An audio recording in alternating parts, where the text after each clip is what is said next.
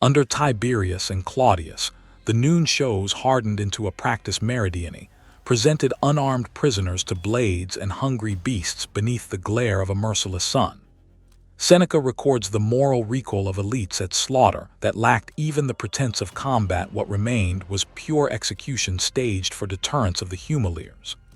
The state chose the noon hour for clarity, law's teeth displayed where the poor dined, and for some emperors that clarity would become amusement.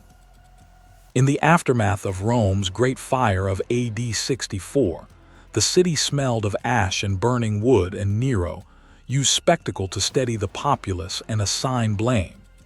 Tacitus paints a scene where crucifixion dogs and lamps of human flesh mixed judgment with terror, until pity for the victims displaced outrage at suspected guilt. The decision to convert legal punishment into public pedagogy helped topple a dynasty. The Flavians would answer by building solidity in stone and a new larger scale of control. Titus in AD 80 opened the Amphitheatrum Flavium with a decision that announced a new grammar of rule: 100 days of games paid ex manubes. Martial celebrates machines, exotic beasts, and performances that fused noon executions into an unbroken rhythm. The gift of spectacles tied grain, aqueducts, and entertainment into one imperial contract. What an emperor spent at the arena bought loyalty, and the choice to fund 100 days bound the city to a new timetable of obedience. So what does an emperor buy with victory? Domitian sealed that bargain beneath the sand by adding the hypogeum, a machinery of lifts, trapdoors, and cages. The crowd heard sudden thunder from below as beasts hurled up, and mock seas filled the pit. Martial names: Laureolus dragged and torn Dirce, lashed by a bull, productions that turned myth into mortal trickery. The engineering decision to mechanize death disguised execution as drama. The consequence was a public that no longer watched punishment so much as spectacle, and the line between theater and homicide blurred. Trajan's Dacian triumph in AD 107 converted conquest into commodities for the arena. Sources estimate thousands of animals and captives displayed across prolonged games. Pliny's praise of moderation reads against lists of slaughter. The imperial tally became praise for rule and normalization of death. Even bishops could be drawn into the arena's arithmetic. Ignatius is said to have faced damnatio ad bestias. So triumph abroad now insisted on bodies at home, and every roar reinforced the voice of the princeps. In the era of Hadrian and Antoninus Pius, imperial technique and law refined the system. Honestiers were exempted from the arena. Humiliars received its punishment, and Tertullian denounced spectacles as a school of cruelty. Pacing and engineering smoothed the machine's cruelty into performance, but one social taboo remained: emperors watched, they did not play the executioner, until the choice was made to break it and test the limits of imperial dignity. Commodus chose to cross that line in the late 2nd century, styling himself Hercules Romanus, and entering the sand to slay animals, to stage men as targets, to convert the imperial body into the weapon of judgment. Cassius Dio records grotesque mockeries: mutilated men turned into sea monsters, where the emperor's pastime became spectacle and the Senate's shame. Once the princeps took pleasure in public killing, conspirators could reason that he too could be killed for silence. In AD 203, an amphitheater in Carthage hosted Perpetua and Felicitas, her diary, and a spectator's recollection: keep the grain of that sand, the thud of hooves, the bellow of a wild cow, a woman's composed steps before the animal's lethal charge. Their endurance turned execution into testimony, and Christians began to read martyrdom as triumph. The crowd's appetite met a new audience that read spectacle as witness, and the empire found its moral theater contested. When the 3rd century crisis arrived, usurpers plagues barbarian pressure. The arenas did not close. Governors used ad bestias as proof of order, while beasts grew scarcer and repairs show in provincial masonry. Even as supply chains frayed, cities gathered and magistrates staged law in public.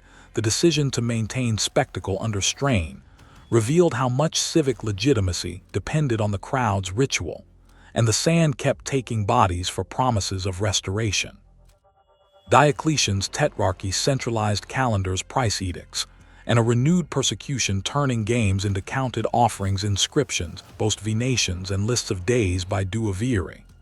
The arithmetic of beasts and spectacles became a claim of stability, but a rival arithmetic rose in churches counting martyrs, and emperor counted Christian support in return, and the ledger of souls was changing hands. Constantine and his successors altered, but did not erase the amphitheater. Laws nibbling at gladiation were passed, while venations and executions persisted. Augustine's story of Alypius becoming drunk on blood in Milan shows the moral power of the arena to grip even converts. After 404, a curtailment of gladiatorial combat at Rome signaled a retreat, but the machine continued elsewhere, and as staged cruelty waned in the capital, raw, unstaged violence, armies and sieges, approached without tickets or seats, leaving the question of who would now command the public's gaze. Rome 264 BCE Forum Boreum. The air tasted of smoke and iron as two sons ordered three men to fight beside their father's pyre. Livy records the scene as a ritual decision. Munera turned performance, condemned bodies became tribute. The crowd learned to applaud grief, and magistrates saw politics grafted onto spectacle. The city applauded a new instrument. The appetite for blood would not long be contained. Capua and Pompeii. 1st centuries BCE amphitheaters multiply, and a trade is born. Trainers in Campania sharpened iron venations, joined duels, and Sulla's proscriptions made public killing routine. Pompey's elephants in 55 BCE provoked a sudden pity. Pliny observes an awkward rebuke to organizers. Caesar answered pity with scale, deciding spectacle must never threaten the magistrate's image. Late 1st century BCE Rome. Caesar and then Augustus remake law into theater. Damnatio ad bestias becomes statutory punishment for arson and rebellion. Augustus, in the Res Gesti, lists days and animals as if arithmetic were merit. Law now supplies the caste, noxii, and the princeps doles mercy selectively, a spectacle that masks who truly decides life and death. Early empire. Tiberius to Claudius. The meridiani reduced drama to delivery. Unarmed prisoners shown to blades and beasts. Seneca recoils at executions presented as entertainment, a moral warning that even elites could withdraw approval. Yet the state keeps the noon grind. Punishment made pedagogy for the humiliers, a visible tooth of the law meant to bite. Rome AD 64-68. After the Great Fire, Nero stages games that braid blame and control. Tacitus reports Christians exposed in the circus, some burned as living lamps. The smell of burning flesh filling lanes of the city. Pity erupts for the excess rather than for guilt. The dynasty collapses into crisis, and the Flavians would answer with stone and spectacle on a larger scale. Rome AD 80. Titus opens the Amphitheatrum Flavium with 100 days of games, machines, and venations built from Judean booty. Ex manubias. The inscription boasts. Martial sings of exotic beasts and lethal pageants that fold executions into continuous marvel. The decision is explicit: bind the populace to the princeps with bread, water, and spectacle consequence, an appetite for ever grander displays. Rome AD 80-196. Domitian finishes the hypogeum, a machinery of lifts and traps that turns myth into murder. Laureolus, the bandit Durst, dragged by a bull. Charades where crimes die as stories. Martial lists them juvenile spits at a crowd grown numb. The action hollowed acting stagecraft erases the line between drama and execution. The apparatus is in place, novelty trumps restraint. What does victory demand? Rome AD 107. Trajan's Dacian triumph becomes a festival of flesh sources, estimating thousands of beasts and fighters spread across prolonged games. Pliny praises Trajan's moderation, even as Bill's list slaughters the paradox, flatters the princeps while normalizing death. Tradition places Bishop Ignatius under damnatio ad bestias, then signaling the arena's reach across creed and class.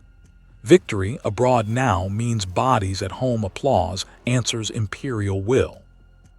AD 117-161 Hadrian refines engineering and pacing. Antoninus Pius polishes the legal lines. The divide hardens. Honestiers face exile or decapitation. Humiliers endure the arena's sand. Tertullian in Carthage denounces spectacles as schooling in cruelty, while municipal machines hum with efficiency.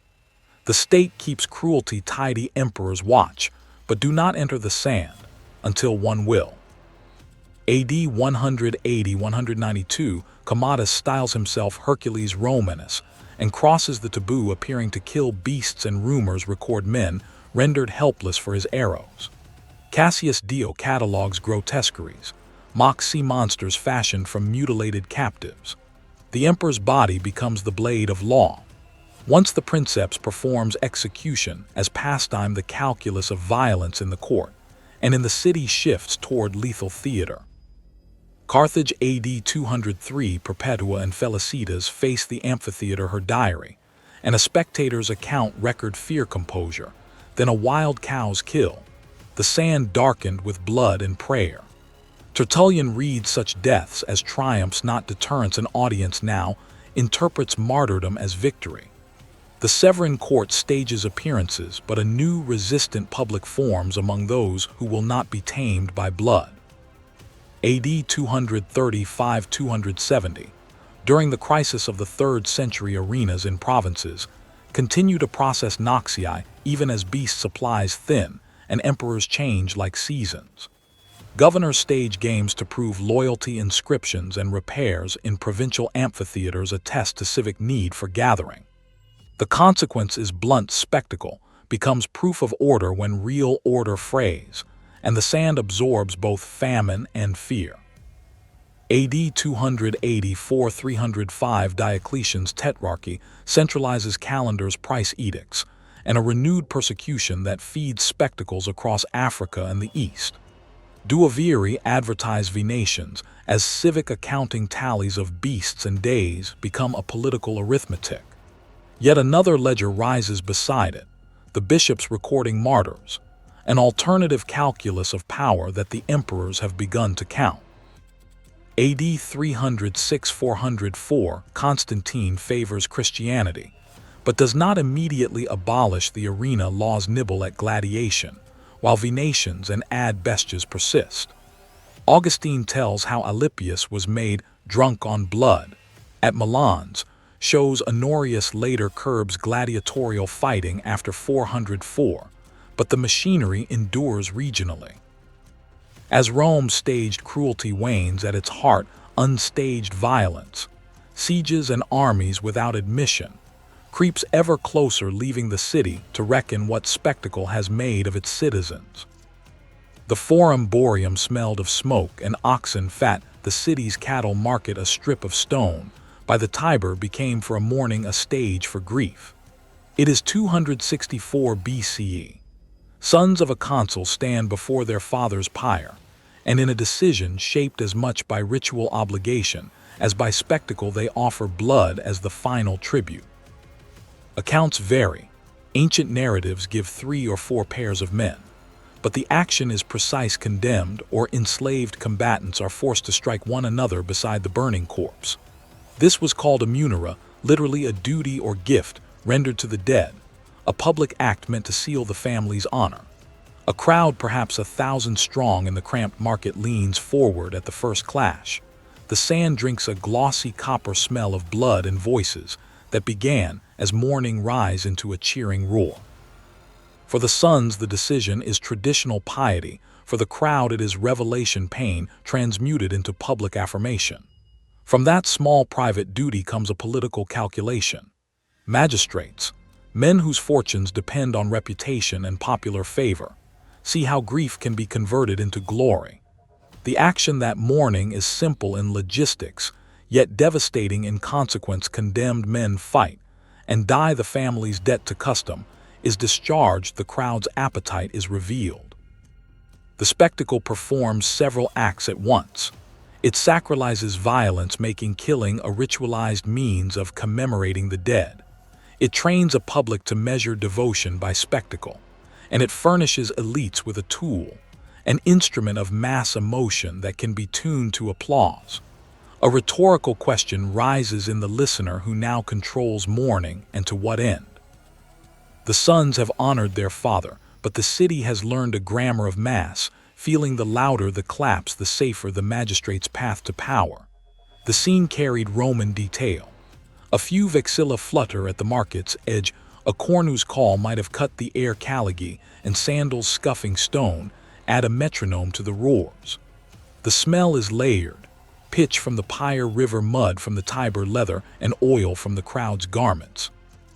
Even then men calculated with the language of dignitas and gloria.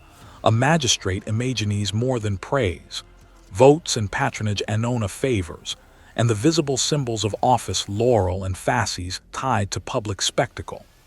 Livy later frames this first munus as the origin of games that would bind mourning to municipal ambition.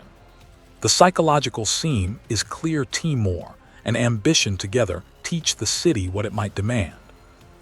What follows is action writ large. The munera moves from pyre to plaza to purpose-built arena, and logistics solidify into industry.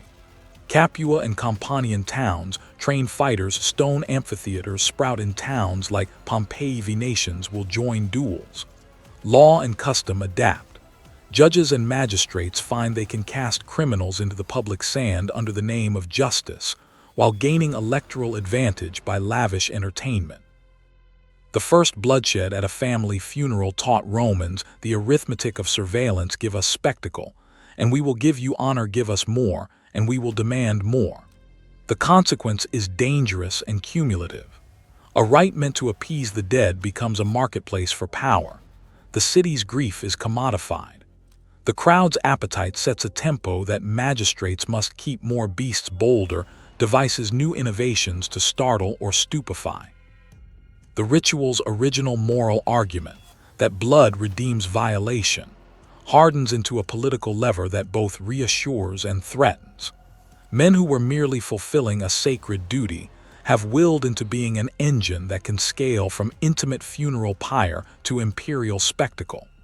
When the state takes up the instrument, law will supply the cast, noxii, and arenas will translate punishment into pageant. One image lingers as the city disperses from that first day: the pyre's flame guttering a handful of bodies dragged from the sand, and a crowd that has learned with a single roar how public grief can be turned into private gain. Who will answer when grief stops being a debt and starts to be a demand? Who will count the cost of applause? The sun has just climbed the stone tiers when the sand exhales the first copper stench of blood, and the crowd leans forward like a single animal, sweat-slick, expectant, loud. In the 2nd and 1st centuries, before Christ, that smell migrates from funerary pyres into a larger economy. Magistrates and Lanisti, trainers of fighters, see opportunity and answer with marble and rope amphitheaters mushroom across Italy. Capua becomes a school for the professional gladiator. Pompeii lays stone where once only wood stood. The spectacle is sensory and administrative at once. Trumpets and the hot breath of beasts compete with lists, ledgers, and ships. Manifests. Venatio arrives as a new chapter. Lions and stags, then rarer quarry, brought by traders who reckon profit in hides and applause. The decision to industrialize violence is not accidental. Elites discover that grief and danger, once private rights, can be converted into public currency. Votes fame the illusion of control. When did appetite begin to clash with conscience? Midway through the century, that is the question. Sulla's Prescriptio inaugurates a terrible habit: the public naming and killing of the legally marked. The forum and the scaffold blur what had been exceptional punishment, becomes a spectacle the city can attend without leaving its breakfast. The magistrate now faces two audiences at once: the crowd, cheerfully tamed by ritual, and a civic conscience that sometimes unexpectedly stirs. Pompey's triumphal games in 55 BCE provide the sharpest moment. He floods Rome with beasts and machines, elephants among them. And according to observers of the time, the sight of those great animals in chains does not only excite terror, it provokes pity. Pliny records a moment when the audience's compassion allowed critique's cruelty, a dangerous interruption for any magistrate who rules by applause. The action that follows is industrial as much as theatrical. Amphitheaters require supply chains, men trained to fight captives funneled by law and war, and animals culled from distant provinces. Towns like Capua and Pompeii do not merely host shows, they specialize in producing the combatants and the props. The Venetians demand new skills. Handlers cages shipwrights who can move lions from Africa by hundreds, turning what had been ritual offerings into a market. Attendance itself becomes a civic tax. 1,000 men or more attend provincial games, a visible quorum confirming a magistrate's worth. The crowd's roar is now measurable in bodies, and those bodies become the instrument of politics. Above the roar standards, Aquila and Vexilla, Flutter and Tubi and Cornua cut the air. Even the Annona of Rome is tacitly on trial, for magistrates seek Gloria and fear Timor of seeming weak when bread runs short. Consequences arrive in two registers. Practically, the normalization of public killing reshapes law and social standing. State violence is rehearsed, then routinized, so that punishment and entertainment are hard to distinguish. Morally, moments of pity expose the risk inherent in spectacle. When an audience feels shame rather than triumph, the magistrate who sought glory finds himself exposed. Mercy, or its absence, marks rulers in ways raw slaughter cannot. The city learns its own reflections in the arena. It tastes both pleasure and unease. Magistrates experiment. Some double down with grander displays to overwhelm compassion. Others attempt to stage mercy strategically to burnish reputation. Chroniclers note the friction. Pliny and later annalists register the squeamishness that surprise can produce in a people taught to watch. The amphitheater thus becomes a barometer for Rome's conscience as much as an engine of profit. The roar that has learned to relish cruelty can be quieted by a single elephant gasping a child's tear, a man given over to teeth and claw. That moment, pity interrupting performance, will force the next decision to answer shame with spectacle multiplied, or to invent a new language of power that makes numbers, not moments, the instrument of rule. Caesar will answer that question with scale, but before he does, the city still tastes the iron tang in the air and wonders whether the sand will hold more than the echo of a crowd's appetite. A single elephant's wheeze can unmake a magistrate. What does a city do at midday when it wishes to teach its poorest a lesson? In Rome under the early emperors, Tiberius in the Palladium to Claudius, noon became a tribunal. The Meridiani stripped away the pageantry of the afternoon games and turned the arena into a place of execution.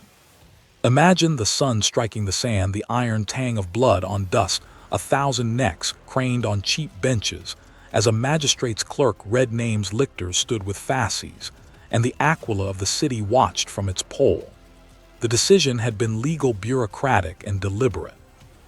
Magistrates and praetors, mindful of law and economy, scheduled these performances for the humiliars, because the purpose was not art but deterrence, to make visible the emperor's law, to mark criminals and rebels with damnatio ad bestias, and to convert municipal budgets into theater that taught obedience.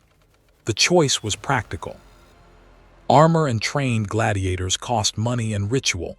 The Meridiani required only bodies.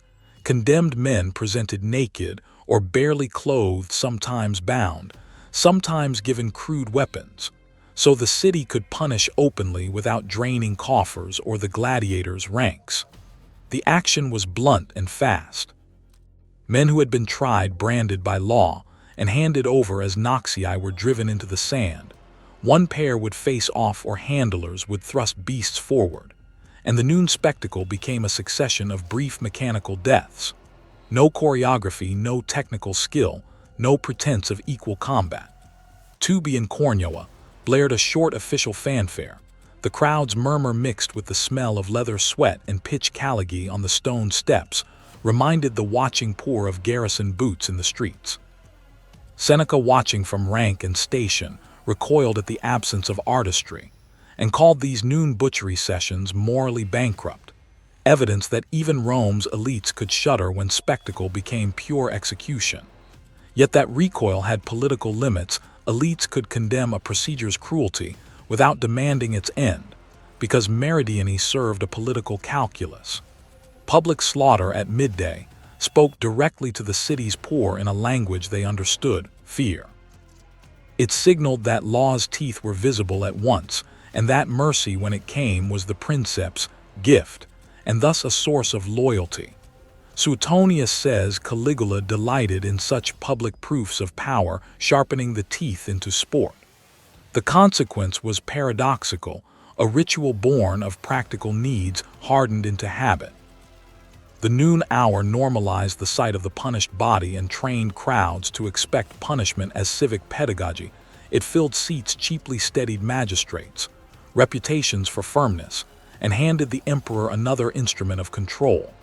The social arithmetic, counting condemned men as much as animals or days of games, meant the arena could instruct obedience as reliably as a garrison. Who would stand in Rome's midday light next? What is the cost of a city's peace? In the summer after the flames, Rome still smelled of smoke, and wet timber the air tasted of soot and oil, and at night the shattered blocks threw back a patchwork of firelight. In that ruined horizon, Nero chose a decision both practical and political: to steady the capital with spectacle, and to divert suspicion by affixing blame. He sponsored games in the circus, a familiar place of public judgment and entertainment where a crowd can be taught to forget or to hate. 1,000 spectators and far more beyond them gathered not only to gape, but to be instructed in fear. The spectacle would answer for the fire as much as any Senate speech. Nero wrapped the performance in Roman ornaments of power. Vexilla and Aquila marched past, laurel and fasces nodded in processional light. Tubi and Cornua announced a princeps' effort to restore order. Even religion lent its pressure: prodigies and omens, lightning strange births, the chatter of augurs, were read and reframed so that superstition fed political narrative. The motive was mixed: gloria for the Emperor Timur to tame a city, and superstitio that a visible crisis might unsettle legions and grain convoys from Ostia. Rumors that he profited, his domus aurea rising where ruins still smoked, hardened suspicion among senators and soldiers alike. The action was theatrical cruelty. Those labeled noxii, the condemned, were marched into daylight and into punishment fashioned to expose and excite. Nero, with the instruments of law and improvisation, reconfigured punishment into performance: crucifixion, and other ancient penalties were joined to newer inventions, and some victims suffered damnatio ad bestias, where the beasts themselves served as judge and executioner. Tacitus reports that among those singled out were followers of the new Jewish sect. Derided as Christians, they were paraded in the circus, and punished by methods meant to humiliate and terrify as much as to kill. Men were dressed in the hides of wild animals, and torn by dogs. Others were bound like torches dipped in pitch, and set alight to burn through the night. The crowd saw light where the city had known only disaster, and the flicker of human lamps became a lesson: guilt could be displayed, feared, and therefore governed. The consequence was immediate and ambivalent. The plan to reassert order by spectacle split the public mood. For many the games comforted, blood recalled ritual and the old claims of civic justice, but for others the display turned to pity. Observers did not merely weigh guilt, they registered excess. The sight of men consumed like torches produced not only horror, but a politically dangerous sympathy. Pity for the punished undermined the message of deterrence. The public theater, intended to stitch the city back together, revealed its seams. Where law had provided a cast, and the prince a script, the crowd supplied its own verdicts, sometimes approving, sometimes recoiling, and every public execution risked creating martyrs whose memory outlived the spectacle. Politically, the experiment failed to steady the dynasty. Accusations that Nero had engineered the fire persisted. His attempts at clementia in other trials could not erase the image of a ruler who burned people to brighten his gardens. The arena had been braided to the forum. It had become courtroom and pyre at once, a place where accusation, conviction, and punishment were performed for lessons in authority. The dynasty that had used the spectacle to deflect blame would not long survive the consequences. Within a few years, revolt and assassination would topple Nero, and a new generation of emperors would answer the crisis with a different language of control, stone and scale, rather than improvisation. The Flavians arriving from the provinces would build not only a new spectacle, but an architecture of power designed to channel popular appetite and imperial message into a single inevitable machine. Beneath their program lies the question that now went up from that smoky circus: can a city be steadied with spectacle without sacrificing its conscience? And if stone replaces improvised fire, will blood vanish, or only find a more efficient stage? A provincial standard would soon answer with a march. The amphitheater at midday smelled of sweat dust, and iron. A roar rose from around 50,000 throats as the sand swallowed another human shape. In Rome between AD 81 and 96, the Emperor Domitian made a decision that altered the theater's grammar. He sank into the arena, a hypogeum of lifts and trapdoors, machines designed to make myth breathe, and then to kill it. The choice was political as much as technical, an engineering answer to a perennial question of imperial rule: how to turn spectacle into authority and law into theater. Domitian, driven by Gloria and Timur, used spectacle to stamp imperial dignitas upon the crowd. To be blared, the Aquila hung above as if to witness judgment. The city supplied the cast. Law furnished the noxii, criminal men and captured enemies whose sentences, now explicitly damnatio ad bestias, would be played out not as punishment alone but as invented story. What turns myth into murder? The answer came in the creak of winches and the sudden bloom of panic from below. Operators below raised platforms, lowered cages, and sprung scenic devices so that legend could end in gore. Martial cataloged the inventions not as abstract cruelty, but as named tableaus. Laureolus, a bandit hoisted to the ropes, and then ripped by a bear Dirce in a staged echo of the Theban tale, dragged at the heels of a bull until flesh tore. A woman cast into a wooden cow to reenact Pasiphae's deception. Orpheus, whose music once charmed wild beasts, rendered helpless when a bear turned the myth into murder. These were not accidental deaths on a battlefield. They were choreographed executions engineered to produce novelty on demand. The machines made theater reliable and modular: a trap here, a staged cave there, a sudden drop, and the city's appetite for the new could be fed hour by hour. The action reshaped public feeling. Juvenile satires later sneer at a crowd that yawned at blood yet demanded fresh invention, novelty that outlasted pity. The spectacle's dramaturgy blurred civic categories. Execution, which had once been a legal endpoint, became entertainment that confirmed power.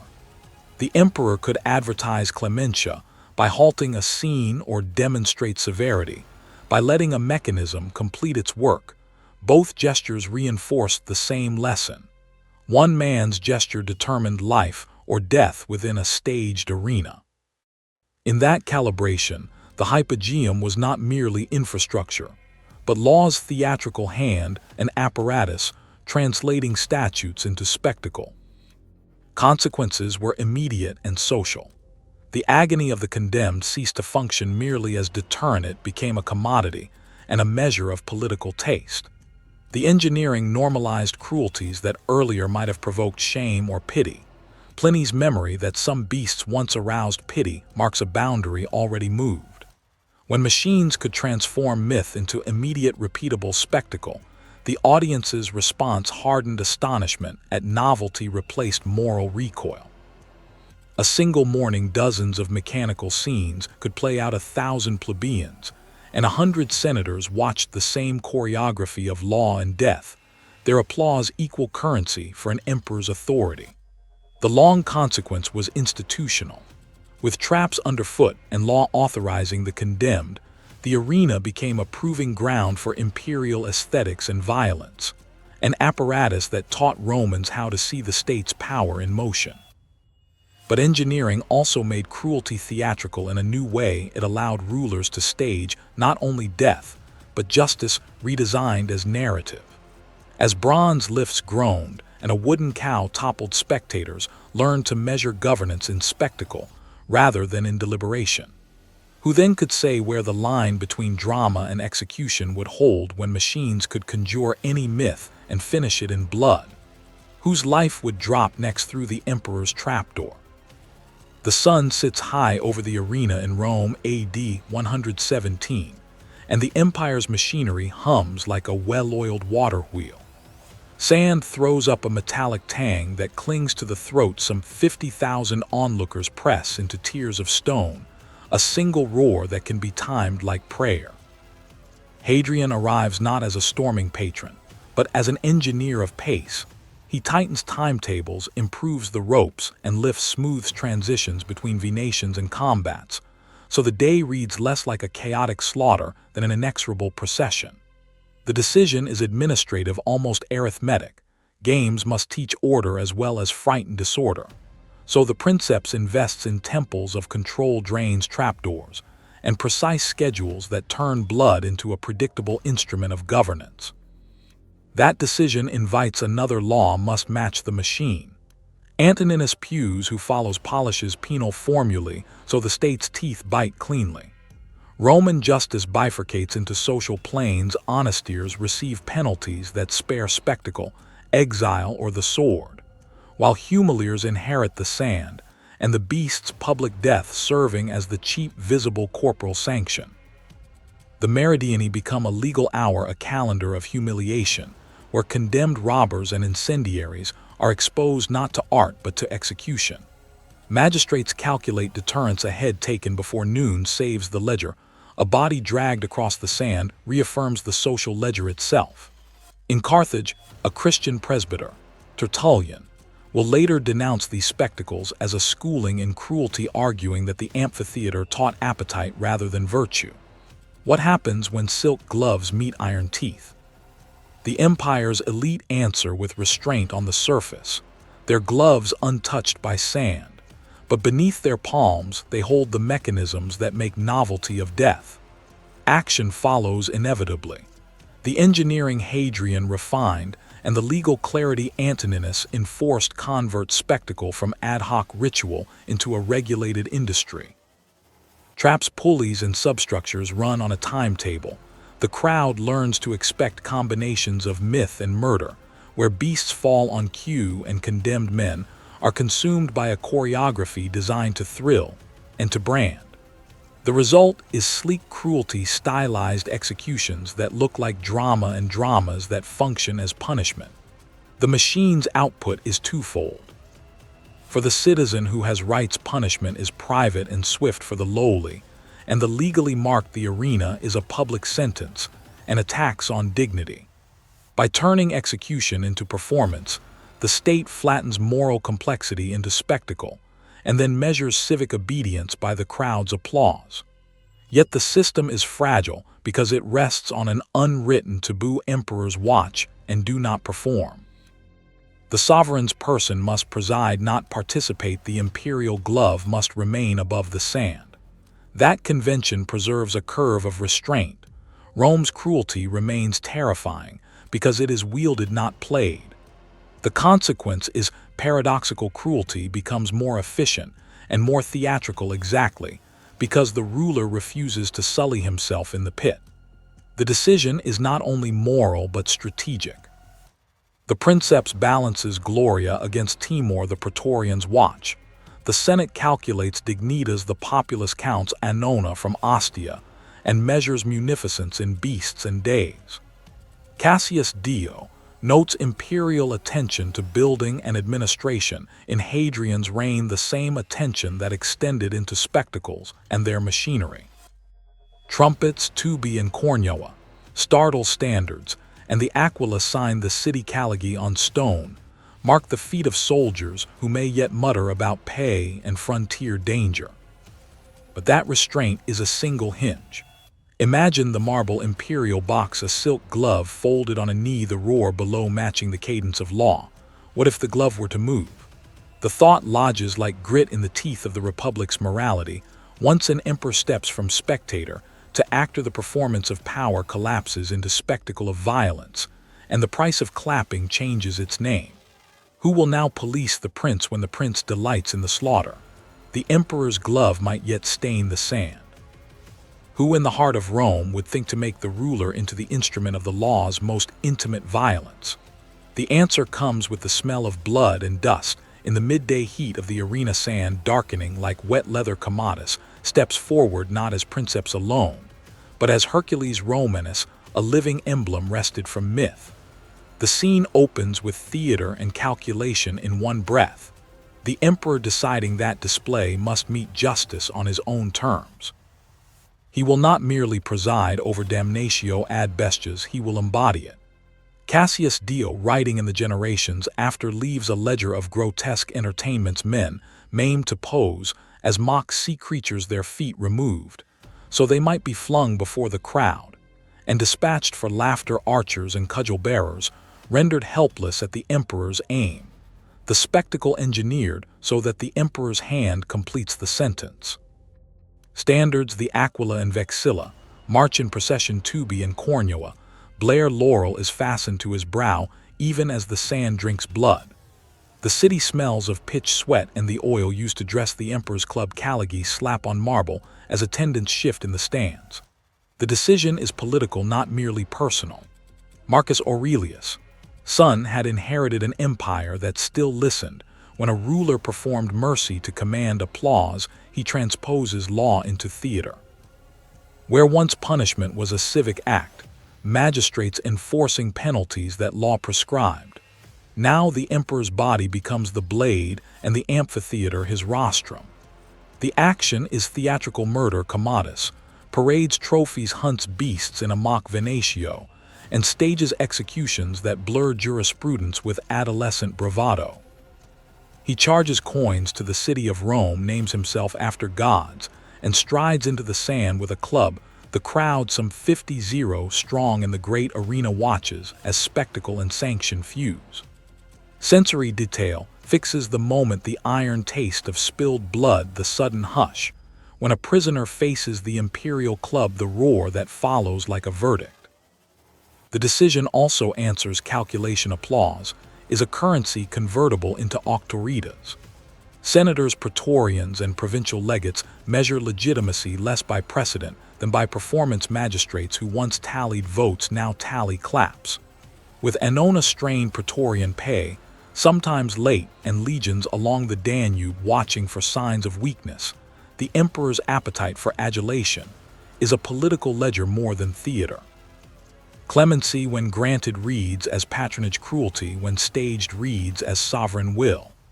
The boundary that tethered emperor to spectacle, that rulers might preside but not perform the executioner's role, collapses. Murder at court follows because the logic is plain and dangerous. If the prince can kill to elicit applause, then he can be killed for silence. Conspirators begin to calculate along the same arithmetic of theater that produced the crime. An assassination staged well enough could be the last silence he ever incited. The act of an emperor in the sand turns politics into dramaturgy. Every assault on life is a message, every cheer a currency. In time, the amphitheatrum itself will hold the tally of an emperor's will, not only beasts and gladiators, but the very bodies of men made available by law and by spectacle. And so a single decision, to wear lionskin and club to make the law manifest in his flesh, yields consequences that reach beyond blood. The regime that confuses applause with legitimacy invites a stage in which conspirators and courtiers alike learn to measure power in echoes. Who now will be audience, and who the actor who must be silenced when the clapping stops? The praetorians sharpen knives in the emperor's shadow. The stones of the amphitheater at Carthage still remember the sun. In the heat of AD 203, the white marble threw back the glare while dust, and the iron tang of blood rose from the sand. Roughly 1,000 people pressed into the tiers, senators, freedmen, nearly rubbing shoulders with sailors and market women. Into that midday furnace walked Perpetua, 22 well-born, newly baptized, and Felicitas, a slave girl heavy with child. The crowd had come for performance and judgment. The law provided the script. The tribunal in the basilica had turned accusation into sentence and sentence into theater. Ad bestias was a civic punishment that made crime visible, audible, and teachable. The decision to stage these deaths was as much political theater as legal procedure. Local magistrates showing they could maintain order under sovereign rule, provincial governors converting anxiety into spectacle to reassure a city that law still had teeth. Perpetua's own account, written in the first person and preserved in a communal recollection and a spectator's memory that survives alongside it, do not linger on jurisprudence so much as on the human economy of the arena. Here the narrative tightens, first fear, then an astonishing composure. The diary notes a mother's heartbeat. The raw animal sent the small ritual acts, the tying of a hair ribbon, the straightening of a tunic, that made a human being into a public sign. Midway through the scene, the unexpected question arises: what does endurance do to spectacle? The crowd, who had been summoned as jurors of moral outrage, found their roles shifting as courage and calm turned spectacle inside out. Where execution was meant to deter courage, made the condemned into exemplars. Where the magistrate had expected humiliation, the gathered people witnessed a stubborn dignity that refused to be instrumentalized. Even the tubi and cornua that had summoned crowds to triumphs and auguries seemed hollow beneath the story unfolding in the sand. The civic standards vexilla drooped in the heat, as if reluctant to preside. The action was clinical and theatrical in turn. Felicitas and Perpetua were driven into the arena among beasts. A wild cow, used for its unpredictability and spectacle, was set upon them. The animal's hooves flared sand, and the sickening crack of bone echoed under the vault. Perpetua's diary and a spectator's report compressed the moment into felt particulars: the surprise of a tossed body, the particular noise of the horn vibrating through the stone, the shudder of the crowd as the spectacle deviated from its design. Execution, meant to stage terror, became in these minutes an involuntary catechism of endurance. The machine of law and amphitheater, duoviri and venators, Latin terms for the officials who ran the show, had supplied the props. Once the actresses of martyrdom met the beast, the crowd's script fractured. The consequence was not legal reform, but cultural mutation. Tertullian, writing later in Carthage for a Christian audience, frames these deaths as victory rather than merely punishment. The sand that was meant to swallow identity instead declared it. The Severan court, eager to keep the empire's image intact, managed appearances and urged restraint in rhetoric. Yet the spectacle had already begun to produce its own meanings beyond official intent. For many spectators, the pain stopped functioning as a civic lesson and became a religious demonstration. For many officials, the risk was clear. Public executions could inspire contagion of sympathy as readily as fear. The amphitheater had converted law into an argument that some in the crowd would not accept. What remains is literal and stubborn. The carved seating and ticket holds the circle of sand where an idea of power tried to defeat belief. The forward image is of two women in the grasp of a beast, their restraint unbending even as their bodies break. An image that asks whether flesh can be a final argument against faith, and whether a city's appetite for control can be subdued by the quiet of a condemned woman's composure.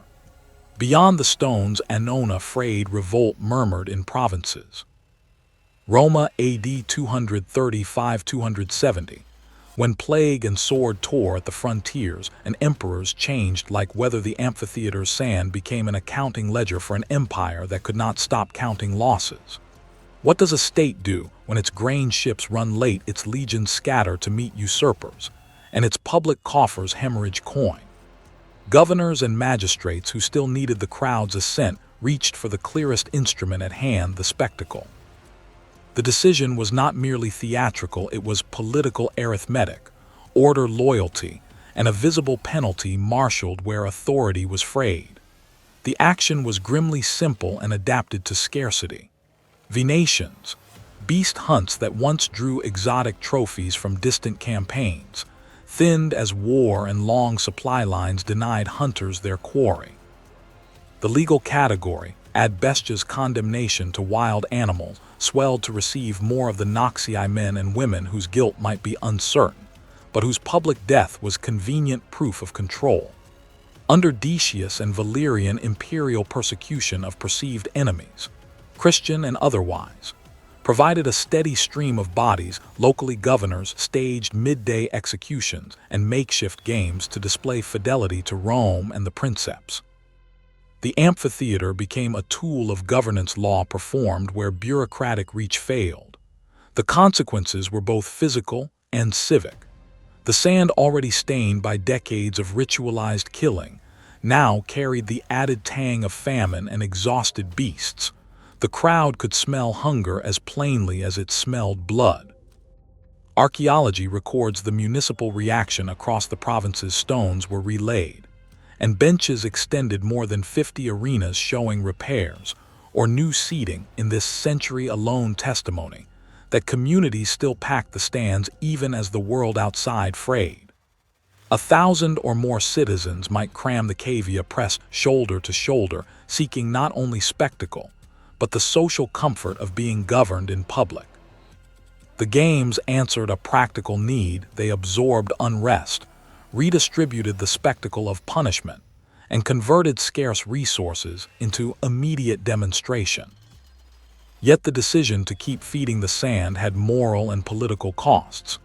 The thinning of animal supply forced performances to innovate. Theatrical deaths replaced costly venations, staged myths turned into execution, and improvisation invited excess. The spectacle's original logic, death as ritual and deterrent, mutated into a currency of fear. When governors used adbestias to show allegiance to whichever soldier emperor stood in the capital, the arena ceased to be merely entertainment, it became proof of who could command obedience. The crowd watched as law and terror braided together, and religion and polity found new battlegrounds. In the sand, the persecuted could be shown pantomimically guilty, and then killed before the same public that ate bread that afternoon. Beyond imagery lay ritual and anxiety. Magistrates marched processions beneath the aquila and red auspices to cloak policy in religion. Tubi, and the clatter of caligae on stone turned a games day into a parade of authority. The Annona faltered, Ostia clogged, river barges stalled in cohorts on the Rhine, and Danube grumbled pay arrears. So commanders sometimes reinforced cities with 2 cohorts to deter mutiny. Municipal inscriptions, the brittle voice of elites, list restorations and beasts as if they were balance sheet entries. The ledger of Munera reads like an appeal for trust for dignitas reclaimed amidst Timor. This pressure produced strange ironies. The amphitheater's repairs advertised civic resilience, even as performances confessed imperilment. Municipal duovieri bragged of staging games, even when the beasts had to be replaced by condemned humans. Inscriptions and municipal records, those scraped voices of local elites, turned the ledger of Munera into propaganda. Restorations added days of shows, lists of beasts and gladiators that read like promises of stability. For the many in the stands, the spectacle was a short reprieve from famine and frontier rumors. For governors, it was a stage upon which loyalty could be bought with blood. A question lingers like dust on the benches when the empire's center cannot feed its frontiers, and the provinces must show their allegiance with bodies. Does the demonstration of power strengthen the state, or merely mark its desperation? The sand kept receiving its toll, and as the cries rose and the beasts and men fell, the amphitheater engraved a darker arithmetic into the city's memory. When law is performed as punishment before a crowd, who judges the judge? Who will pay the Annona, Rome or the provinces? A stonecutter works by lamplight in a North African curia. His chisel bites numbers into a marble panel, while beyond the walls the amphitheater's lamps burn low, and a draft carries the faint, oily smell of singed hide. This is not ancient ritual but administration and inscription that lists days, animals, and the names of the men who paid for them. The decision that produces such lists is collective and deliberate. After the crisis of the 3rd century, Diocletian crowns order as policy. He divides power into a tetrarchy, issues an edictum de praetorias, lays down watertight calendars, and sanctions a great persecution that turns legal judgment into spectacle. The state chooses arithmetic as language: count the beasts, count the days, measure the munificence, measure peace. Action follows like clockwork. City duovieri carve their benefactions into stone and advertise venations to show they have kept bread and shows in balance. Imperial agents regulate the supply chain, so amphitheater managers know whether the next truck will bring lions or nothing. The edict on prices is meant to steady markets that feed both the army and the arena. The annona and the cursus publicus are pressed into service, convoys and pack tracks timed as if for a campaign, while vexilla and aquili lead civic processions that sell imperial munificence. Inscriptions across Africa and the eastern provinces present the same formula: names, numbers, order. 1,000 citizens can be counted into their seats. Dozens, sometimes hundreds of animals can be counted from the list of captives procured from frontier campaigns. The spectacle is manufactured stability, each tally a promise that the urban machine still functions. Yet counting is a political act, and arithmetic can tell 2 stories. What happens when the arithmetic of power meets the arithmetic of belief? The great persecution funnels victims into the same machines that have long taught obedience. Courts become ticket offices, condemnations become set pieces. A magistrate's ledger that once read 30 beasts over 10 days will now record Christians led to the sand. For imperial propaganda, the mathematics is simple: multiply days by animals by names, and the sum is control. For bishops and Christian communities, the mathematics is inverted: every execution is a datum in a ledger of witness. Every name is a martyr counted toward heavenly accrual. Where Rome's inscription boasts of venations and the munificence of duovieri, a bishop compiles a list of those who refuse to renounce, an arithmetic of sanctity that grows in the margins of official stone. The consequences are not merely symbolic. Public spectacles, once a civic currency, become contested terrain. They still attract 1,000 spectators, still fill the air with the roar of beasts and the clang of gates beneath the hypogeum, but the audience's meaning changes. In one patch of the empire, the amphitheater confirms imperial order; in another, it supplies the church with exemplars of steadfastness. The municipal magistrate who tallies his expenditures on beasts hopes for approbation, and vote the bishop who counts martyrs seeks communion and testimony. Each count calls the other into question. Does the city bind itself to the ledger of Rome or to the book of witnesses?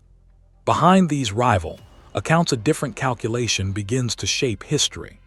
Governors check the stipendium accounts and fear Timor of mutiny. Legates balance legionary loyalty against civic applause. Tubi and cornua sound at dawn as standards are mustered, and caligae on stone remind magistrates that soldiers can be counters too. The machines of the arena keep grinding; engines and edicts synchronize their counters, clicking off days and beasts like gear teeth. But in the flicker of torchlight, where a carved number faces a scrawled name, a new ledger grows heavier. Which column will prove decisive? The city's list of animals and days, or a growing roster of the faithful whose names will not be erased? Torchlight falls on a ledger, and a soldier's hand tightens. The sun slants across the packed amphitheater in mediolanum sand, drinks the dark shine of iron, and the air tastes of sweat, and the faint metallic note of blood. Augustine remembers the afternoon, as if it were a liturgy his friend Alypius dragged into the cave of stone, a crowd that could number in the tens of thousands roaring like surf. The crack of a trainer's whip, the sudden silence when a man falls. This is the scene, sensory and immediate, that forces a political decision. Constantine, now emperor, now a Christian sympathizer, faces a city that still loves the show. He will favor a new faith, but he will not at once erase a ritual that binds magistrates to mobs and emperors to applause. That decision is not piety alone, but calculation. The amphitheater is both instrument and stage for authority. It is where civic benefactors display largesse, and where law is dramatized. So Constantine moves cautiously, favors the bishops, permits churches to multiply, yet leaves venations and gladiatorsbs as instruments of punishment and performance. The emperor's laws nibble at gladiation. Regulation, restriction, the careful shrinking of one part of spectacle, while keeping the rest. The choice is deliberate to convert popular loyalty without unleashing the crowd's ire. When rulers prune an ancient custom, they act as gardeners balancing shade against uprooted roots.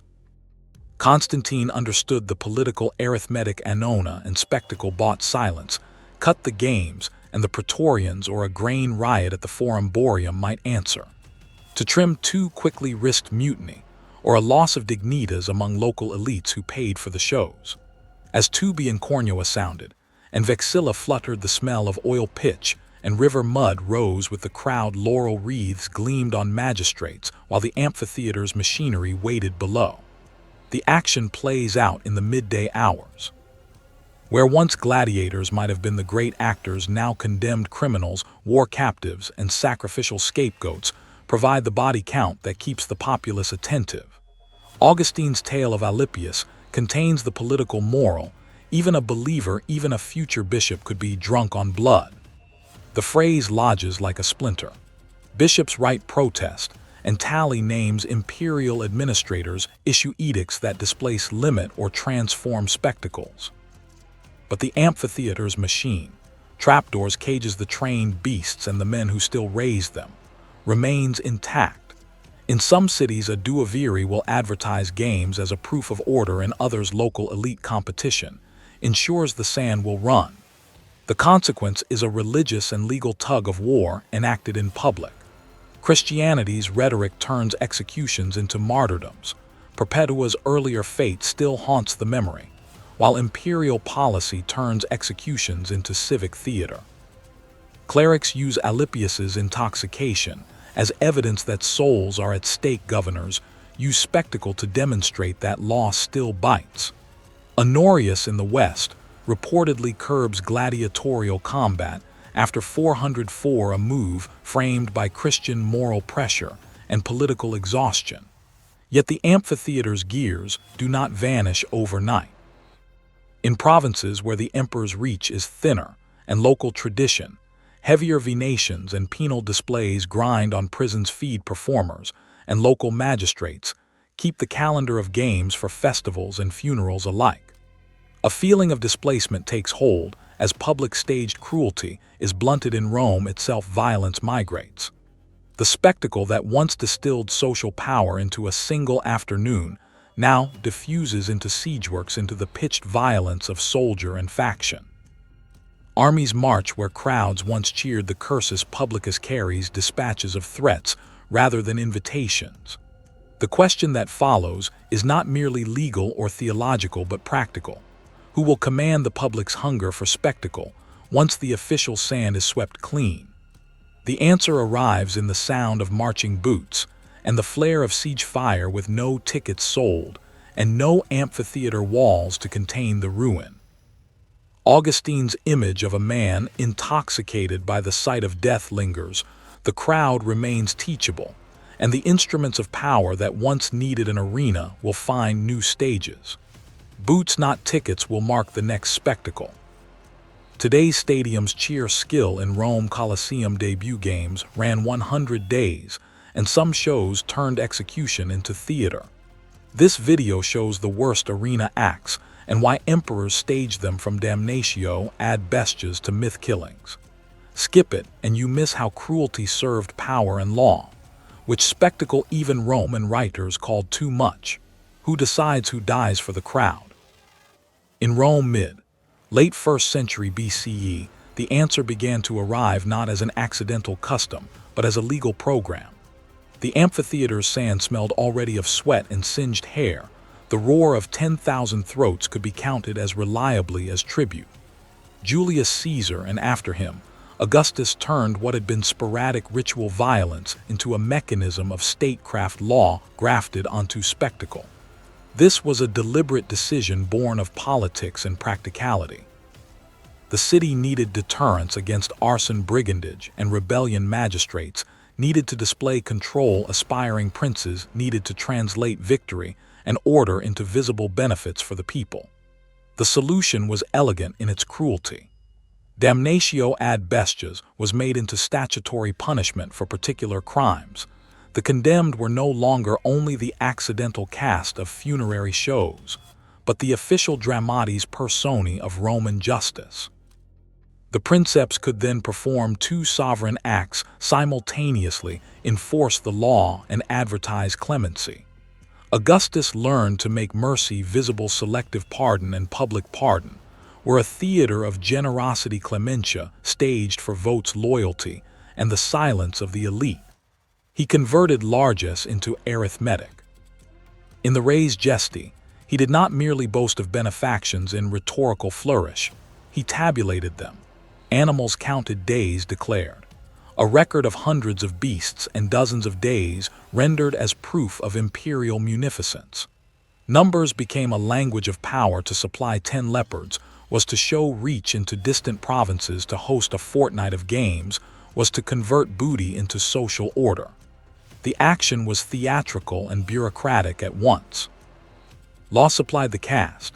The Noxii, drawn from robbers, arsonists, rebels, and others the city wished to mark city and empire, supplied the scenery of stone amphitheaters, crates of exotic beasts, and trained men to make the violence proceed on schedule.